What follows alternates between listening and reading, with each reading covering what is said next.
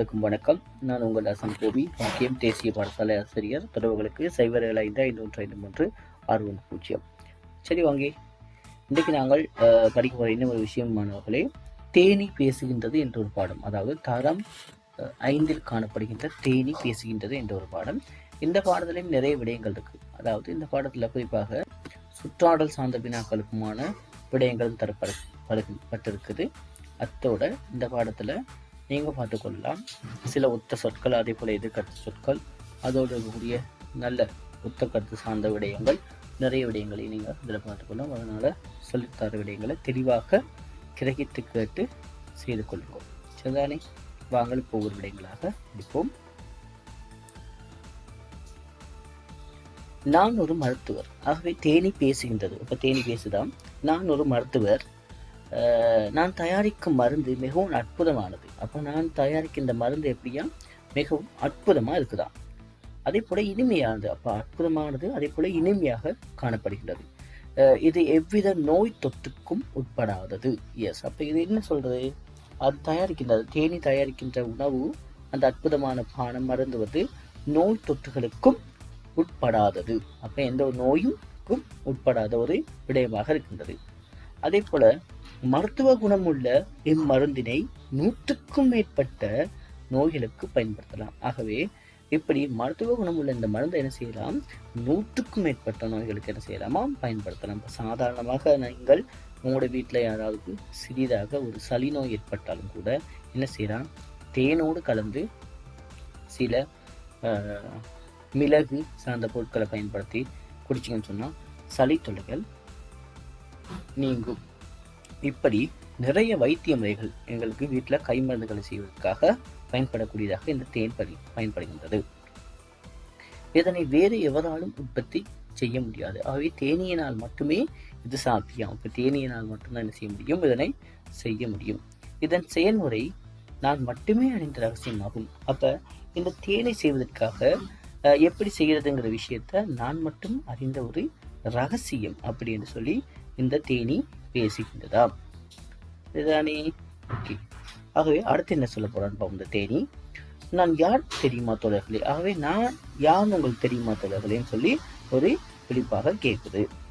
நான் தேனி. எஸ், நான் தான் தேனி. நான் உருவாக்கும் அற்புதமான பானம் தான் தேன். ஆகவே இப்படியான விஷயங்களை பேசிக்கொண்டிருக்கேன். நான் உருவாக்குற இந்த அற்புதமான பானம் தான் என்ன இருக்கு? தேன். ஆகவே நான் அற்புதமாக உருவாக்கியது இந்த பானம் தான் தேன். ஆகவே இந்த இடத்துல பாருங்க, பானம் என்று சொல் படிச்சிருக்கீங்க. 2 சொல்லினேன், அதே போல 3 சொல்லினேன். இதுல பானம் என்ற விஷயம் தரப்பு. பானம் என்பது நாங்கள் குடிக்க பயன்படுகின்றது. பானத்தை வச்சு உங்களுக்கு ஒரு வாக்கியம் கேட்டாலும் அதனை நீங்கள் எழுதி கொள்ளலாம். அடுத்ததாக எங்களை பற்றி கூறுகின்றேன் கேளுங்கள். ஆகவே எங்களை பற்றி நான் சொல்றேன் கேளுங்கள். நாங்கள் மலைகளிலும் மரங்களிலும் வீடுகளிலும் எங்களை கூட்டினை அமைப்போம். அப்போ நாங்கள் என்ன செய்வோம் கேட்டால், நாங்கள் மலையில, அதே போல மரங்கள்ல, அதே போல வீடுகளிலும் எங்களுடைய கூட்டினை அமைப்போம். எங்கள் குடும்பத்தில் ராணி தேனி, ஆண் தேனீக்கள், வேலைக்கார தேனீக்கள் என்று சுமார் 1 லட்சம் வரையானோர் இருக்கும். அப்போ இந்த தேனி வகைகள் பல வகைகள் இருக்குது. எப்படியா அதன் குடும்பத்தில் அவ கேட்கலாம். இப்படி ஒரு பந்தய கொடுத்து போட்டு கூட இதுல இருந்து ஒரு வினாக்கள் கேட்கலாம். தேனியின் வகைகள், அப்போ ராணி தேனி, ஆண் தேனீக்கள், வேலைக்கார தேனீக்கள், சுற்றாடலையும் கேட்கலாம். தேனியின் வகைகளை கோடு போட சொல்லி. ஆகவே பிரதானமாக ராணி தேனி, அதே போல ஆண் தேனீக்கள், அதே போல வேலைக்கார தேனீக்கள் சுமார் 1 லட்சம் வரையானோர் இருப்பாங்களாம். நாங்கள் ராணி தேனியின் கட்டளைப்படியே செயற்படும். ஆகவே தேனீக்கள்ல பிரதானமாக என்ன செய்யும் கேட்டால், ராணி தேனியின் கட்டளைப்படி தான் எல்லாருமே செயற்படுவார்களாம். இதனால் எங்கள் வாழ்க்கை ஒரு கட்டுக்கோப்பான ஒரு வாழ்க்கையாகும். அப்போ அதனால தான் அந்த தேனி சொல்லுது, எங்களுடைய வாழ்க்கை எப்படிப்பட்டதாக இருக்குது? ஒரு கட்டுக்கோப்பான ஒரு வாழ்க்கை அப்படின்னு சொல்லப்படுகின்றது. எங்களுக்குள் வேலைகள் பிரிக்கப்பட்டுள்ளன. ஆகவே எங்களுக்கு என்ன செய்யப்பட்டிருக்குது? வேலைகள்லாம் பிரித்து தரப்பட்டிருக்கின்றது. சிலர் தேனை சேகரிப்போம். சில பேர் என்ன செய்வோம்? நாங்கள் தேனை சேகரிப்போம். சிலர் மெழுகு தயாரிப்போம். சில பேர் நாங்கள் என்ன செய்வோம்? மெழுகை தயாரிப்போம். சிலர் தேன் உற்பத்தி செய்வோம். அது மாத்திரமில்லாமல் நாங்கள் சிலர் தேன் உற்பத்தி செய்வோம். சிலர் கூடு கட்டுவோம். அப்ப சில பேர் என்ன செய்வாங்களாம்? கூடு கட்டுவார்களாம். சிலர் தண்ணீர் கொண்டு வருவோம். அது மாத்திரமில்லாமல் சில பேர் என்ன செய்வார்களாம், தண்ணீரை கொண்டு வருவார்களாம். இதனால் எங்கள் குடும்பத்தை சிறந்த கூட்டு குடும்பத்துக்கு முன்னுதாரணமாக கூறுவார்கள். ஆகவே இந்த தேனீக்கள் பல்வேறுபட்ட வேலைகளை செய்கின்றது இல்லையா? அதனாலதான் அதை ஒரு கூட்டு குடும்பத்துக்கு உதாரணமாக எல்லாம் சேர்ந்து செய்யறதால சொல்றாங்க. அது என்னென்ன செய்யறாங்க? குறிப்பாக சில பேர் தேனை கொண்டு வருவாங்களாம், சில பேர் மெழுகு தயாரிப்பார்களாம், சிலர் தேன் உற்பத்தி செய்வார்களாம், சிலர் கூடு கட்டுவார்களாம், சிலர் தண்ணீர் கொண்டு வருவார்கள். இப்படி வேலைகளை ஓராக்களும் பிரித்து பிரித்து பயன்படுத்துவதால் தான் இவர்கள் கூட்டு குடும்பத்திற்கு உதாரணமாக சொல்லப்படுகின்றார்கள். அதே போல ஒற்றுமைக்கு எடுத்துக்காட்டாகவும் இவங்க சொல்லப்படுகின்றார்கள். பாபம், வாருங்கள் தோழர்களே, இந்த அற்புதமான தேனை எவ்வாறு உருவாக்குகின்றோம் என்று கூறுகின்றேன். ஆகவே இப்ப இந்த தேனி சொல்லுது, வாங்க நாங்கள் இந்த அற்புதமான தேனை நாங்கள் எவ்வாறு உருவாக்குகின்றோம் அப்படின்னு சொல்லி பார்ப்போம் வாங்கன்னு சொல்லுது என்று கூறுகின்றேன். முதலில் நாம் அறுகோண வடிவில் மெழுகிட்டு இடைவெளி இல்லாமல் வரிசையான அறைகளை கொண்ட கூட்டை அமைப்போம். அப்ப நாங்கள் முதலாவது என்ன செய்வோம் சொன்னா, ஒரு அறுகோணமான வடிவில் மெழுகிட்டு இடைவெளி இல்லாம வரிசையாக அறைகளை கொண்டு ஒரு கூடு ஒன்று அமைப்போம். அப்போ உங்களுக்கு தெரியும், தேனி என்ன செய்யும், கூடு கட்டும். அதே மாதிரி தான் சொல்லப்படுது, கூடை எப்படி கட்டுதான், ஒரு அறுகோண வடிவத்துல மெழுகிட்டு இடைவெளி இல்லாம அறைகளை கொண்டு ஒரு கூடை அமைக்குவோம். பின்னர் பறந்து சென்று மலர்களிலிருந்தும் கனிகளிலிருந்தும் தேனை எடுத்துக்கொண்டு கூட்டை அடைவோம். அப்ப அதுக்கு பிறகு என்ன செய்வோம், நாங்கள் பறந்து போயிட்டு மலர், அதாவது பூக்கள் இருந்தும் அதே போல கனியிலிருந்தும் நாங்கள் என்ன செய்வோம், தேனை எடுத்துக்கொண்டு கூட்டை சென்றடைவோம், கூட்டை அடைவோம். அடுத்ததாக சொல்லுகின்றது, நாங்கள் தேன் எடுக்க செல்வது ஒரு சுவாரஸ்யமான கதை. ஆகவே நாங்கள் இந்த தேனை எடுக்க போறது உண்மையாக ஒரு சுவாரஸ்யமான ஒரு கதையாக இருக்கின்றது. அதை கூறுகின்றேன், கேளுங்கள். அப்படி இந்த சுவாரஸ்யமாக இருக்கக்கூடிய இந்த கதையை நான் சொல்றேன், கேளுங்க. முதலில் வேலைக்கார தேனி தேன் இருக்கும் இடத்தை கண்டு வரும். ஆகவே முதலாவது என்ன செய்யும், எங்களுடைய வேலைக்கார தேனி தேன் இருக்கும் இடத்தை போயிட்டு கண்டுகிட்டு வருமா. முதலாவது என்ன செய்யும், தேன் எங்க இருக்குன்னு சொல்லி தேடுமா, போயிட்டு தேடி கண்டு வருமா. பின்னர் தேனி கூட்டத்தை அழைத்து தேன் இருக்கும் திசை, தூரம், மனம், தரம் போன்றவற்றை வாலாட்டியும் வயிற்றை குலுக்கியும் ஏனைய தேனிகளுக்கு புரிய வைக்கும். ஆகவே இந்த ஒரு சைகை முறையாக சொல்ல பிறகு அங்க தேன் இருக்கா இல்லையான்னு சொல்லி எப்படி செய்வான், அந்த தேனீக்கள் அழைத்து பின்னர் தேனீ கூட்டத்தை அழைத்து தேன் இருக்கும் திசை, எந்த திசைக்கு போகணும், அதே போல எவ்வளவு தூரத்துல இருக்குது, என்னென்ன மனமா இருக்குது, அதே போல தரம் போன்றவற்றை வாலாட்டி, ஆகவே அதை எப்படி அதனை தெளிவுபடுத்துமாம், வாலாட்டியும் வயிற்றை குலுக்கியும். அப்ப வாலாட்டி அதே போல வயிற்றை குலுக்கியும் ஏனைய தேனீகளுக்கு புரிய வைக்குமாம்.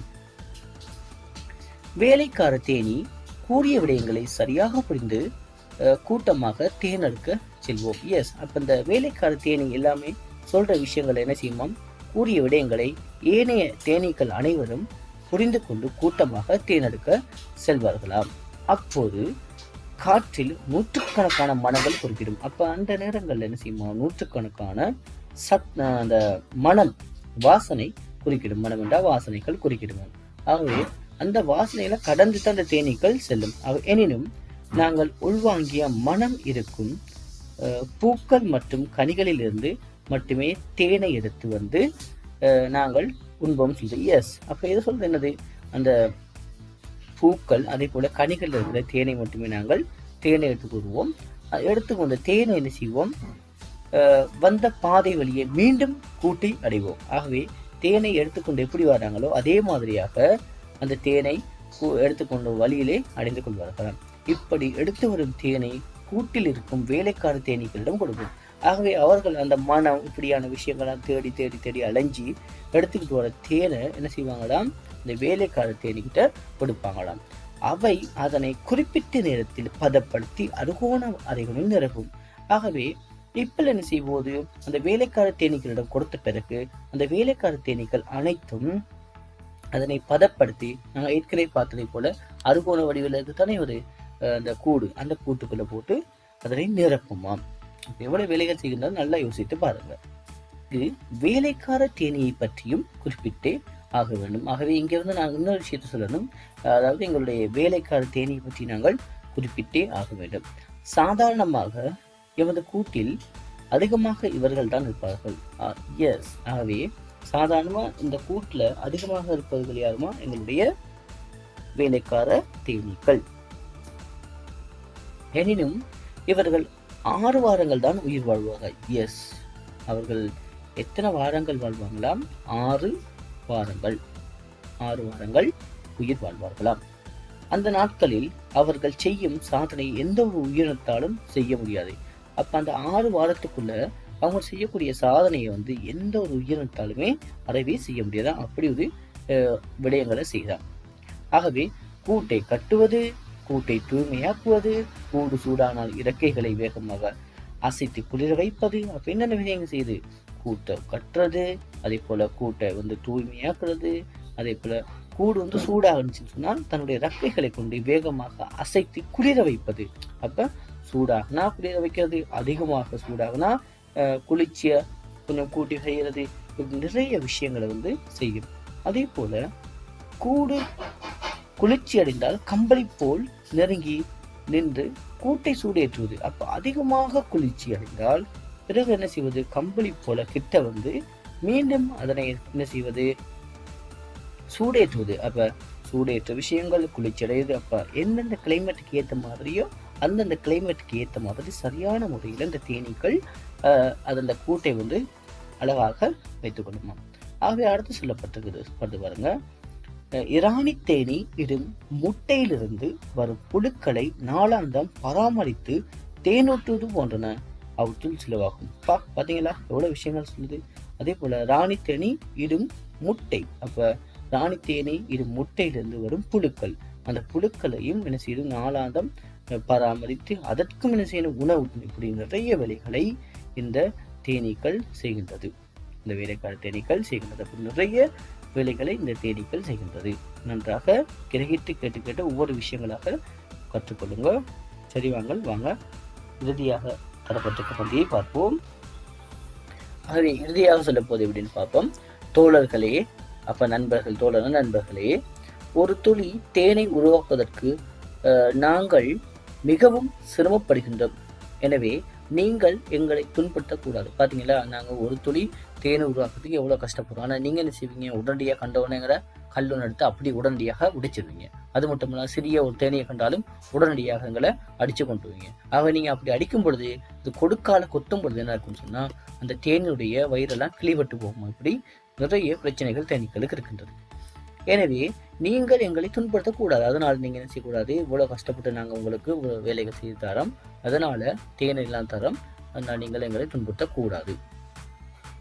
நாங்கள் பாதுகாப்பாக வாழ விரும்புவர்கள். எஸ், நாங்க சேஃப்டியா, அதாவது பாதுகாப்பா இருக்கணும்னு நினைக்கிறவங்க.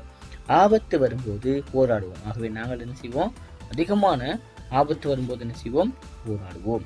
அதற்காக நமது படையணி எப்போதும் தயாராக இருக்கும். அப்ப நாங்க பாதுகாப்பாக இருக்கணும்னு நினைக்கிறோம், அதனால எங்களுடைய படையணி எப்படியும் எப்பயுமே தயாராக இருக்கும் அப்படின்னு சொல்லப்படுகிறது. அதுக்காக எங்களுடைய படையணி எப்படி இருக்கும்? எப்போதும் ஒரு தயார் நிலையில் இருக்கும் என கூறுகின்றது.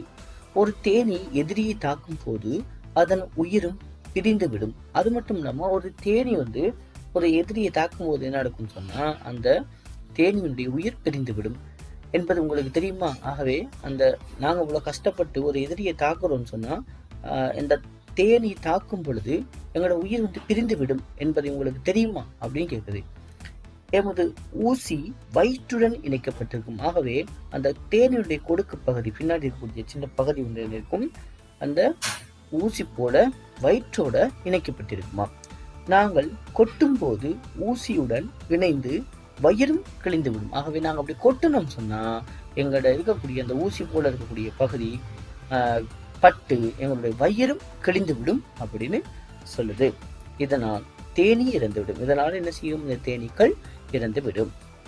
இதுதான் யதார்த்தம். அப்ப இதுதான் என்னவாம்? ஒரு யதார்த்தமான நிலையாக காணப்படுகிறது. இதுதான் யதார்த்தம் தோழர்களே. நாங்கள் அதிகாலையிலேயே எமது வேலைகளை ஆரம்பித்து விடுவோம். அது மட்டும் இல்லாமல் நாங்கள் விடியற்காலை, அதாவது அதிகாலையில் என்ன செய்வோம்? நாங்கள் தேன் எடுப்பதற்காக அதிகாலையே நாங்கள் எங்களுடைய வேலையை ஆரம்பித்து விடுவோம் என்கின்றது. விடாமுயற்சியே எமது பலம். அது மாத்திரம் இல்லாம எங்களுடைய பலம் எது? விடாமுயற்சி. அப்ப விடாமுயற்சியே எங்களுக்கு வெற்றிக்கான காரணம் அப்படின்னு தேனீக்கள் சொல்லுகின்றது. அதான் சொல்லுவாங்க, தேனீக்களும் எறும்புகளும் மிகவும் எப்பயுமே என்ன சுறுசுறுப்பான விலங்குகள் சொல்லி அதை சொல்லுவார்கள். எவ்வாறான சவால்கள் வந்தாலும் எமது முயற்சியை கைவிடுவதில்லை. அப்ப நாங்கள் எப்படிப்பட்ட சவால் வந்தாலும் நாங்கள் என்ன செய்வதில்லை, எங்களுடைய முயற்சியை நாங்கள் கைவிடுறதே இல்லை. இதனால் நாங்கள் வரலாற்றில் முன்னுதாரணமாக பேசப்படுகின்றோம். அப்போ இதனால் தான் நாங்கள் என்ன செய்யப்படுறோம், வரலாற்றில் உண்மையாக நாங்கள் ஒரு முன்னுதாரணமான ஆக்களாக சொல்லப்படுகின்றோம். என்ன சொல்லப்படுகின்றோம், இதனால் தான் நாங்கள் எப்பொழுதுமே வரலாற்றில் ஒரு முன்னுதாரணமான ஆக்களாக நாங்கள் சொல்லப்படுகிறோம் சொல்லி இந்த தேனீக்கள் கூறுகின்றது. ஆகவே இந்த தேனீக்கள் சார்ந்த விடயங்கள், அதாவது இந்த தேனி பேசுகின்றது என்ற பாடத்தில் இருக்கக்கூடிய ஒவ்வொரு விஷயத்தையும் தெளிவாக பார்த்து கற்றுக்கொள்ளுங்கள். அதே போல் இதில் இருக்கிற அகராதி சொற்கள் எல்லாத்தையும் பார்த்து கற்றுக்கொண்டீங்கன்னா மிகவும் ஈஸியாக இருக்கும்.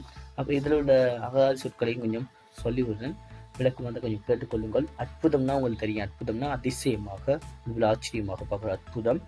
ரகசியம், ரகசியம் பேசுன்னு சொன்னால் கிசுகிசுத்தல், அதாவது காது கடித்தல் சொல்றது. அதே போல் சங்கதி பேசுதல்னு சொல்லுவோம். அதே போல் ராச்சியம், ஒருவரின் ராச்சியம் சொன்னால் ஒருவரின் இந்த ஆட்சியின் உட்பட்ட ஒரு பகுதி அல்லது ஒரு நாடுன்னு சொல்லலாம்.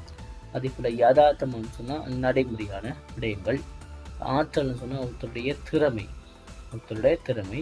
அதே போல் மருந்து என்பது நோயாளி ஒருவருக்கு குடிக்கப்படும் ஒரு முக்கியமான விடயம். அது மாத்திரம் இல்லாமல் நோயாளிகளுக்கு கொடுப்பதற்கு வைத்திருக்கும் மூலிகை சார்ந்த விடயங்களும், அதே போல் ஔடதம் என்ற விஷயத்தையும் நாங்கள் சொல்லலாம். சரியா? அப்போ இதோடு இருக்கக்கூடிய நிறைய பயிற்சிகளை நீங்கள் செய்து பார்க்கலாம். மீண்டும் நாங்கள் இதோடு சார்ந்த இன்னும் நிறைய விஷயங்களை பார்ப்போம். சரியா? ஓகே மாணவர்களே, நாங்கள் இதில் இருக்கக்கூடிய ஒவ்வொரு விடயங்களையும் தெளிவாக பார்த்து தினந்தோறும் படித்தோம்னு சொன்னால் எங்களுக்கு இதில் இருக்கக்கூடிய ஒவ்வொரு விடயங்களையும் நன்றாக கற்றுக்கொள்ள முடியும். சரி, ஓகே மாணவர்களே, உங்களுக்கு இந்த வீடியோ பிடிச்சிருந்தா லைக் பண்ணுங்கள், கமெண்ட் பண்ணுங்கள், உங்களுடைய ஃப்ரெண்ட்ஸ் எல்லோருக்கும் ஷேர் பண்ணிக்கொடுங்க. மீண்டும் இன்னும் ஒரு விடயத்தில் நான் உங்களை சந்திக்கின்றேன். நன்றி மாணவர்களே.